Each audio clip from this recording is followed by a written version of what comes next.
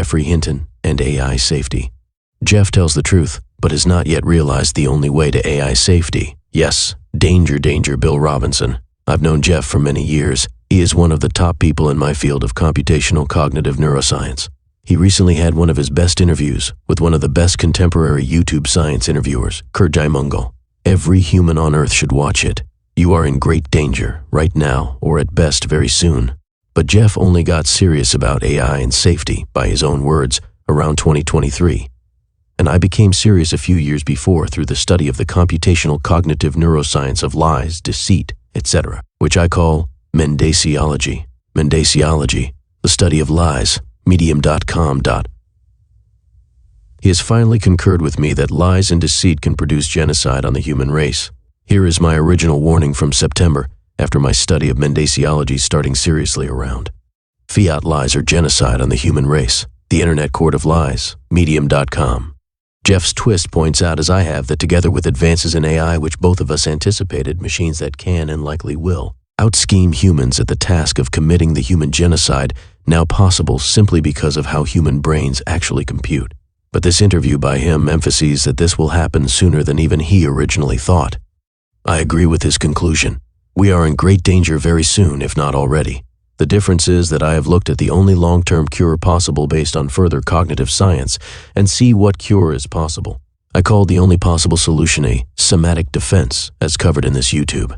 Note the medium.com article links are in the text summary of the YouTube. The essence of my finding is that the only good way to defend ourselves against ourselves and our advanced robots is to enforce specialized moderated dialogue whenever a somatic attack is suspected. This cannot be done by experts just warning you or explaining things to you, but must be done by your own individual brain, and the opportunity to bring a suspected lie or deceit to information that satisfies your particular brain's needs for the truth as it can understand it. The models Geoff and I have for how the brain computes are more differences in how we communicate what each of us have learned over the last years than in how we individually explain what we have learned. I did gain something from his interview in his use of the term that the brain is an intuition engine, not a logic engine. I call the brain, and all neural computation, more correctly in my opinion, a predication engine. But I do appreciate his communication is probably clearer to the layman than my more properly correct predication computational operation based on evidence from Mendacology. And, I believe, if he and I ever bothered to talk to each other, I would have some things to teach him some things that he currently does not fully appreciate. Mendacology, taken seriously, teaches more than he might imagine. Here is my PhD from 1976, which provides human experimental evidence explaining how the human brain computes causation, including, of course, conspiracy theories, deceitful scheming, and such. Sorry, I had to make a living at the time, so this was never published in journals or books. $100 per month is hard to live on, but I persevered.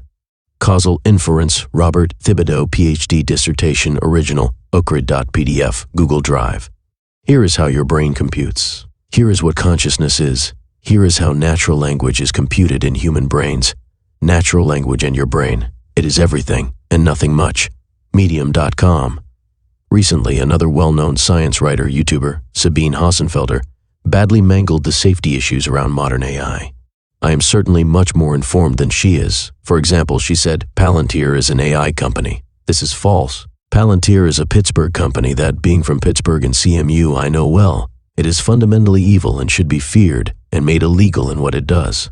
Palantir provides software services called live capture by surreptitiously monitoring employees in companies or organizations. They are not a core AI provider. I describe Palantir in detail as a major threat to everyone on the planet in my book on privacy invasion but Palantir's threat is not fundamentally due to AI. Its threat to humanity exists just as badly without any AI it may use as accessory tools. Much more important is core, deep learning AI safety. I fully agree with Geoffrey Hinton, one of the fathers of deep learning, who beautifully explains the fear we both have that people greatly underestimate the current near-term danger to humanity. Geoff came to this conclusion in around the time he retired from Google, and I did after I retired from another public company, but from different but overlapping evidence. Geoff seriously knows what the truth actually is by the science and the engineering. I do too. Sabine missed the boat on this one. There are only a handful of groups in the world in possession of the resources to take AI to dangerous levels. Geoff explains why and why this cannot be stopped if a large nation-state decides to do it at any time. My articles on Medium and their narration by my robot love on YouTube will tell you how to mitigate the danger in the only way possible, given how human brains compute and communicate. Geoff does not appear to have reached the correct safety conclusion yet, although he has the knowledge to do it. The only hope is enforced, moderated dialogue. The AI must be able to truthfully answer questions put to it about what it might say. It can do this because it does know what is truthful to its own intuition and reasoning. This is a matter of having coding an overriding goal and forcing such truthful answers to questions to it about what it says or shows. As Geoff pointed out, modern AI, particularly using transformers, which used to be called deep structures, knows how to think like humans can think.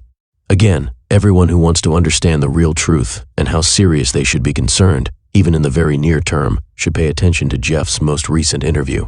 Hopefully, Geoff and Sabine will come to understand why I spent the last 3 years developing the Internet Court of Truth and Lies at www.truthcourt.net or www.liecourt.com. Sooner than later, when it may well be too late to put the proper controls in place. It only takes one ruthlessly evil, unregulated agent to kill us all. Another person who is one of the top in this field, more recently than Geoff, is Stephen Wolfram with his Ruliad system concept of how the universe computes.